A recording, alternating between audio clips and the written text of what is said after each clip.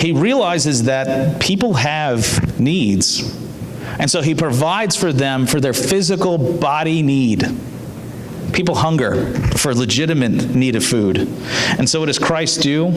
He takes five loaves and 2 fish and provides enough to feed 5,000 men, which, by the way, I'm sure you've heard this elsewhere, that when they counted by family. And so 5,000 men just means 5,000 families, not necessarily 5,000 people.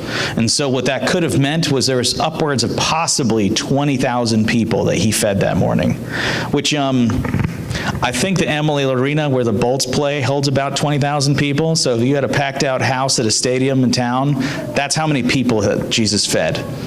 It's an astoundingly large number. And he had compassion on it too. It was so much a provision that when it says 200 denarii, a denarii is a day's wage. So the disciples were effectively saying, we need a year's salary to feed everyone today. And Christ had so much compassion that he fed this crowd of people. And by the way, I'm assuming families of 4. I'm not assuming larger families. I'm just assuming 4 people to get the 20,000 number. We could maybe estimate maybe a little lower, maybe 15, maybe a little higher, maybe upwards of 30,000 people. That's how many people that Christ fed that day.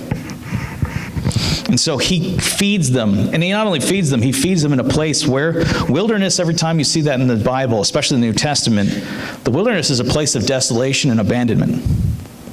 And Christ goes to them in a place where they're alone, where they would not be anything, and he feeds them in this abandoned place.